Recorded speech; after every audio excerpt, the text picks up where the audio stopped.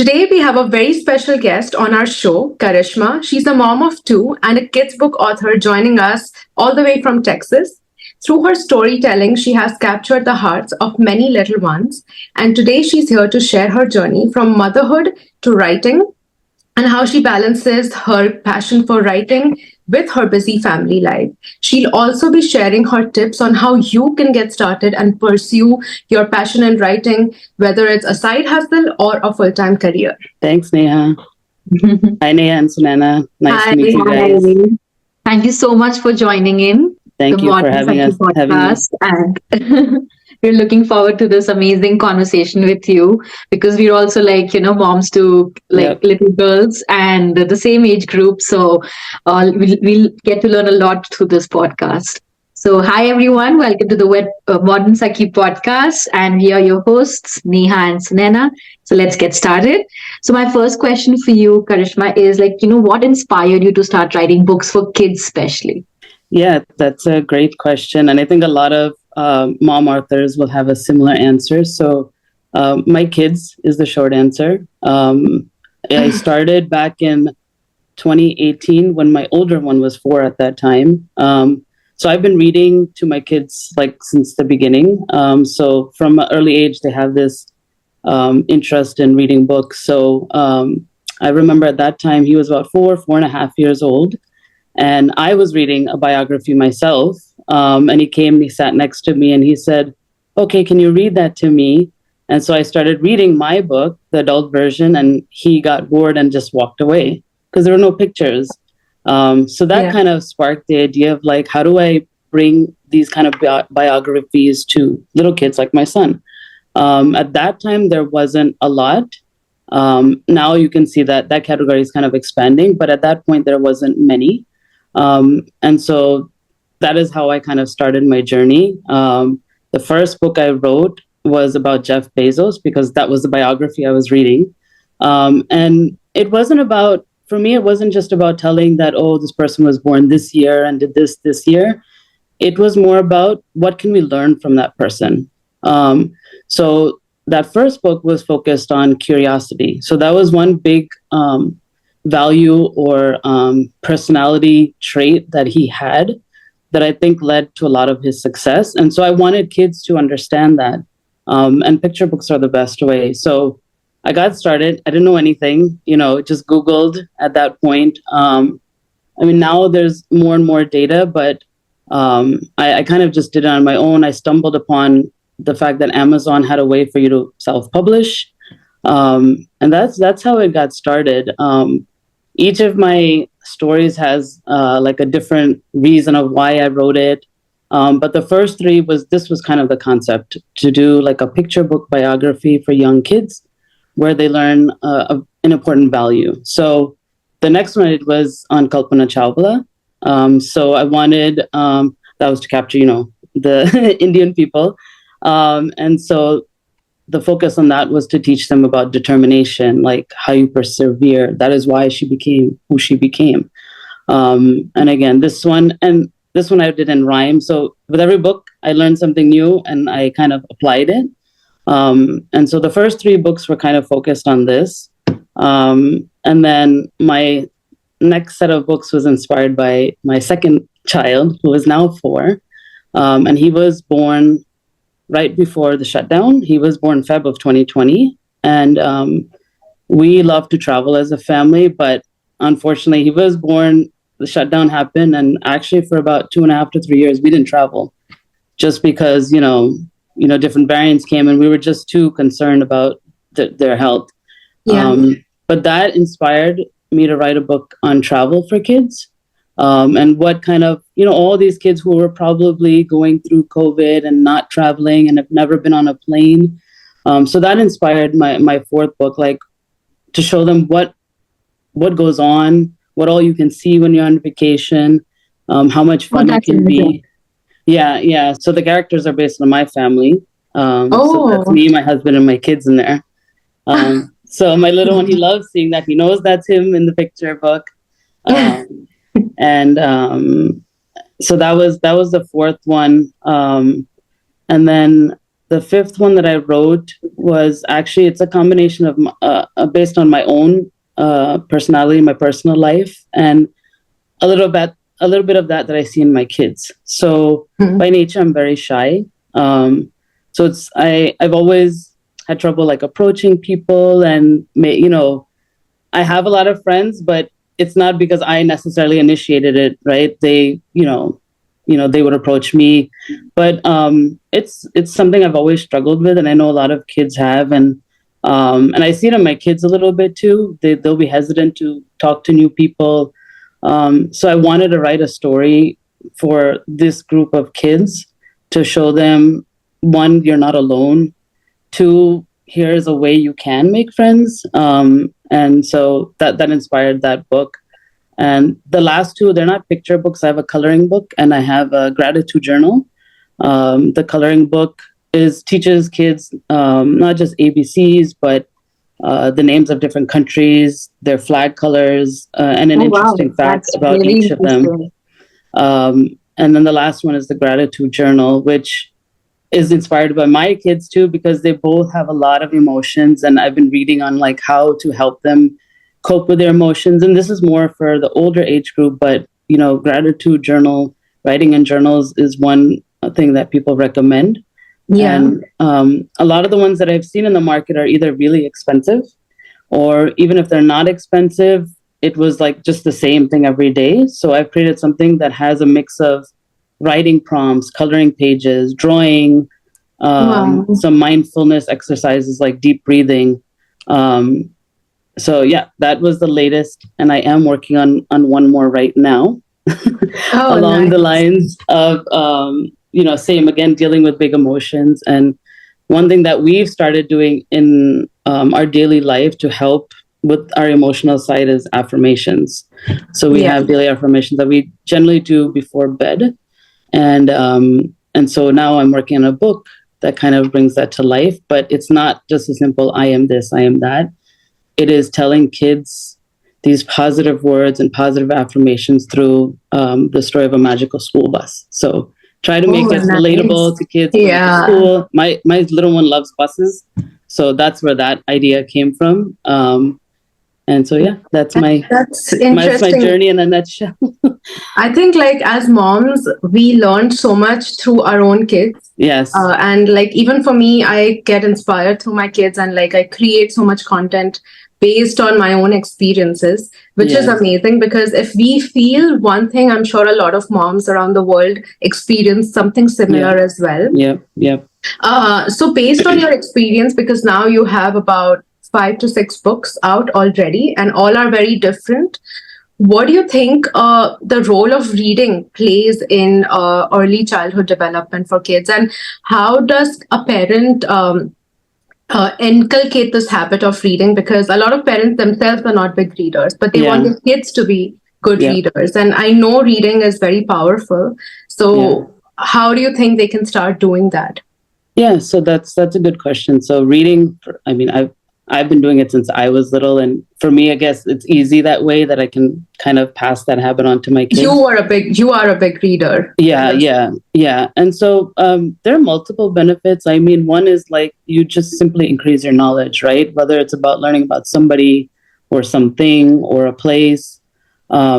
For little kids, it's good for language development, improving your vocabulary.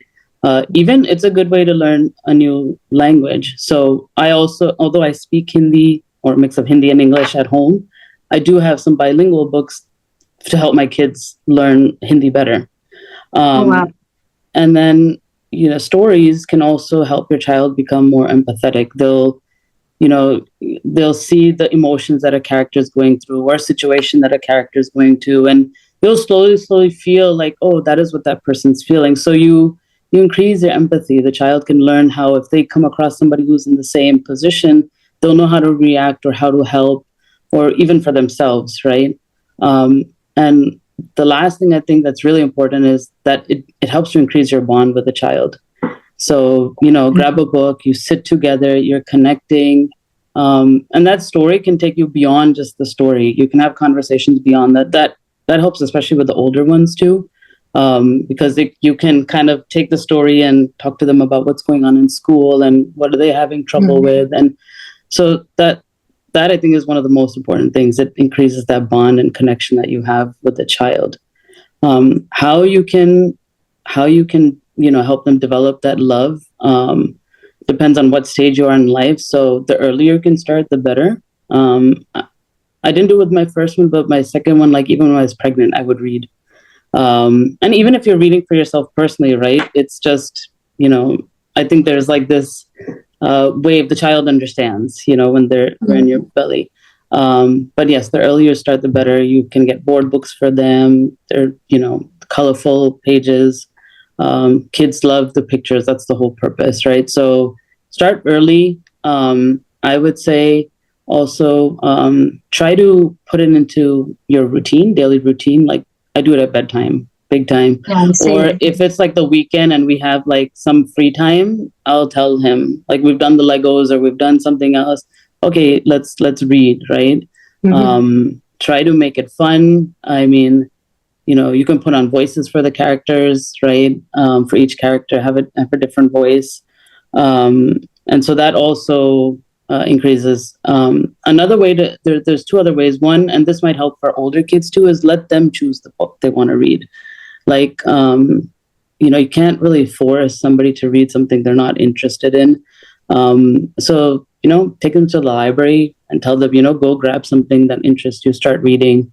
Yeah. And you can slowly do that. And then you can use the library also for the little ones because all libraries generally have story time.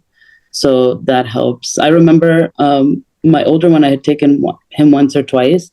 And sometimes the library would give away, like do a raffle. So he won a book once, right? So that also made it a lot of fun. So I think those are some ways that parents can help their kids. And parents can also try to read in front of their kids to also try to develop that Yeah, that's what I was interest. going to say, that, because we've lost touch with like Yeah. physical books. Yeah. So when they see us reading like our own book, they're like, Yes. okay, mom's not on the phone, Yes. she's reading Yeah. a book, right? Yes, exactly. And another thing that I just thought of is like just have it around your house. So like I have it on my bedstand. We have bookshelves. We have it on like wherever you go, you see a book in my house, right? So that kind of just, I guess, psychologically helps, and they can easily 100%. grab. Yeah. Yeah.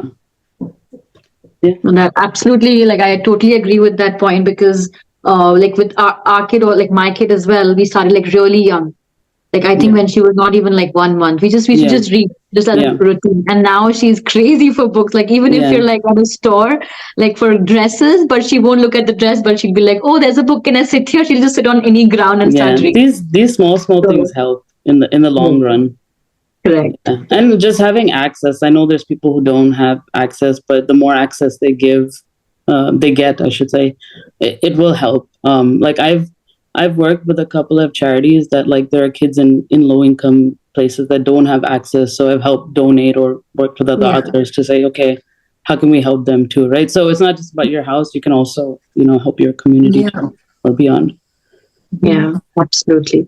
But Karishma, tell me something, like, like when you were starting, I'm sure it must be difficult to like manage kids and then, starting your creative project. So what tips would you like to give like to someone like who would want to start something in the creative field or their own business? Yeah.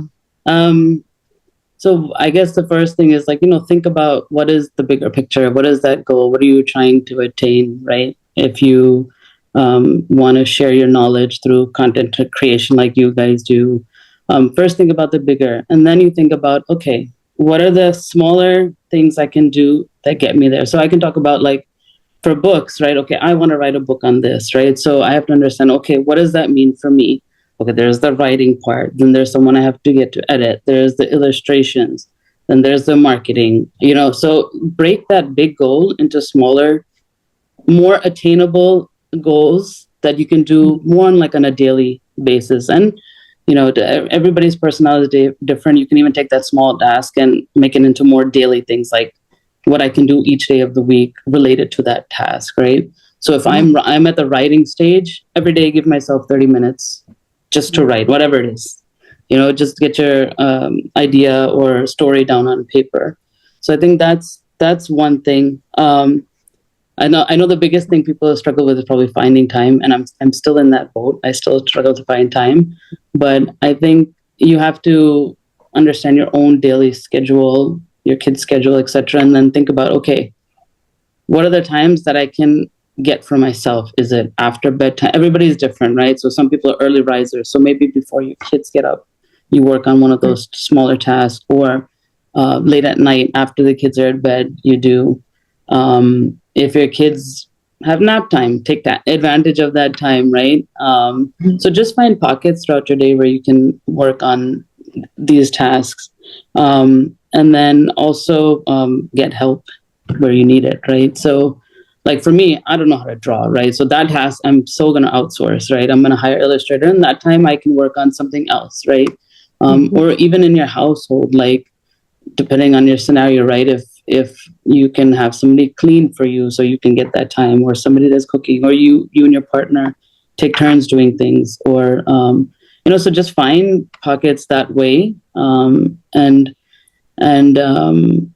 I I think think those are three goods. Yeah. the biggest challenge most moms face is because they want to do something, but they want to also give their 100% to their children, to their house, which is Yeah. understandable, but Yeah. then you cannot do everything because you only have a limited amount of time. So, like you said, Yeah. delegation is so important, even though it Yeah. seems hard, like you don't want to give that responsibility to someone else. Yeah. I But struggle with that part. me too. Even now I do. But I've slowly started doing that. Yeah. Like recently, I went on a 2-day trip to the US, and I was like, "Oh my God, how can I leave my kids?" Even though my in-laws were here, my husband was here, but then I knew like I have to, Yeah. do that. Like I have to do what I have to do, Yeah. and they were fine. It's just I think moms, like as moms, Oh, we tend yes, to we do. I overthink. agree. And the other thing, as you were saying this, is also, it's okay to say no to things, right? So, Yeah. like, this is really hard. So my older one plays cricket and goes to tournaments, right? And I always want to be there, right? Yeah. But I think this was the first week, and I said, no, it's okay. Like, I don't need to be there. And that gave me time with my little one then for like the weekend, right? A day and a half. So, and then when he's napping, I'm working. So it's also okay to say no to things, especially if they're not super important, or that's also hard, especially in our culture, right? Like you Yeah. have to pretend this, Yeah. you have to pretend that, but sometimes it's okay. It's okay. Yeah, and I think that's how even our kids will learn that, what's Yeah. like important for our parents. Like if they know that, Yeah. okay, mom's, not coming to my, like in your case, not coming to my Yeah. tournament because she has some other important work to do. So they Yeah. understand, and might be not right now, but later, that will be like a big thing for them that, okay, it's good to take out time for yourself as well, right? Yeah. And So, I also think I gave the guidance, like make the task and set up time and all that, but if you don't get to it, you don't get to it. It's okay, right? You shouldn't be hard on yourself about that, because sometimes something else will take priority, right? So if you get sick, or something else comes up, you cannot blame yourself. Just move it to the next day, or whenever you find time. And I feel you're always going to miss out on something. So, Yeah. like, you cannot be present for every single thing. And that's okay. That's how life is. Yeah. As long as you don't feel burned out and you can be present for the important moments in your child's life, or like in your family life, or for your work, I think that's good enough. So before we wrap up, I was going to ask you this question about how do you stay organized and productive, but I think you've already answered that. Like you said, finding small pockets of time throughout your day, because everyone's schedule is different. So there's no fixed formula for that. Yeah. And other things is, like, leverage things like planners, or it depends on what you are, right? Either a physical planner or digital. Like I use notes in my phone for everything. Me too. I use it, and then my calendar just to remind me, right? You could put reminders on your calendar. I mean, these are like small things you can do.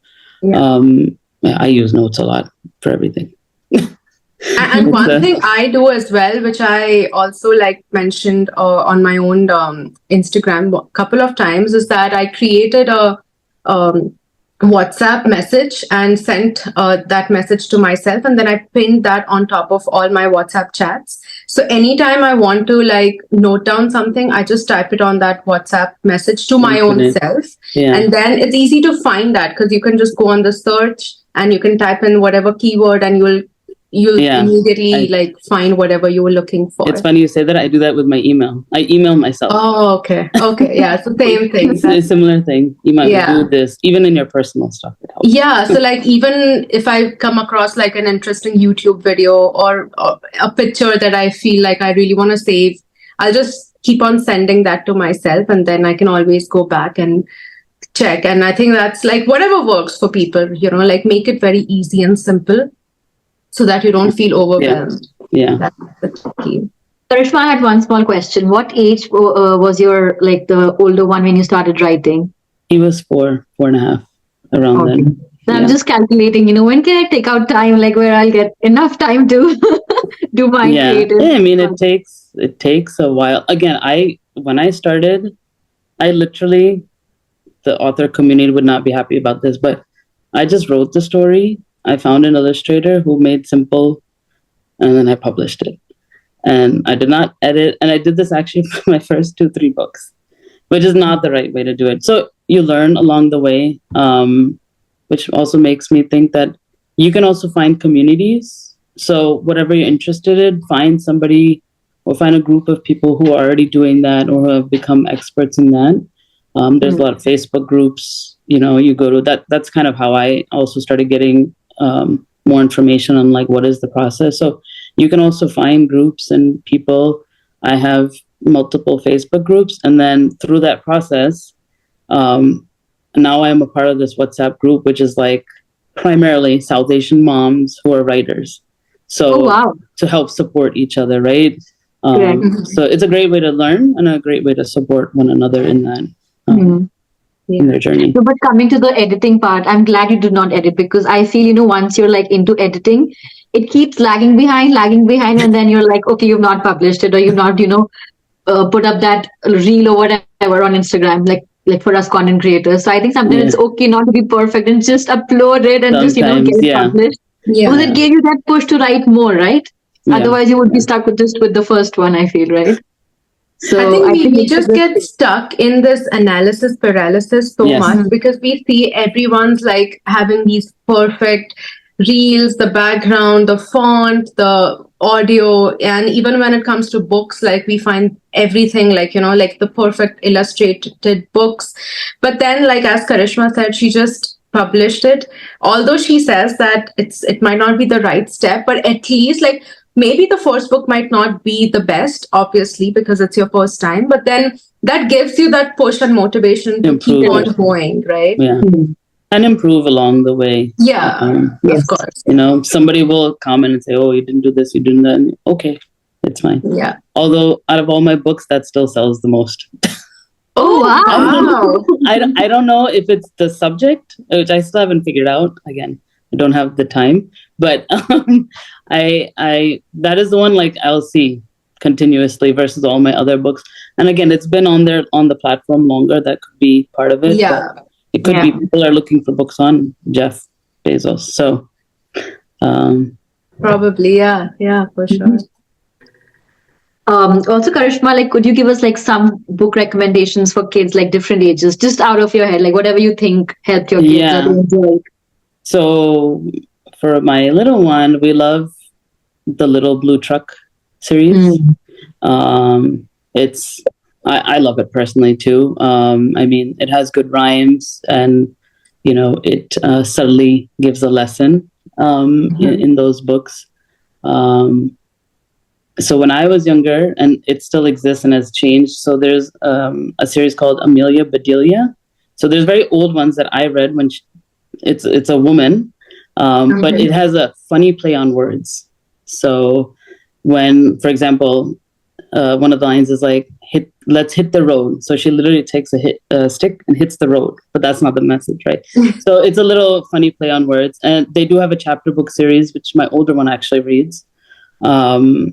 My son also likes the Hardy Boys if kids are into mysteries. Of course, the famous Harry Potter. About Harry Potter, sorry to cut you off. Like my husband and I are like such big Potterheads, and we wanted to introduce that to our kids. But obviously, like they're still young. My older one is just 5. So, what do you think is the right age for them to start reading Harry Potter books? So there's an illustrated version. I don't know if you've checked that out. Oh, yes. I didn't know that. They've come out with an illustrated version. My son got it a couple of years ago. So the other one might be at the good sweet spot for that. Okay.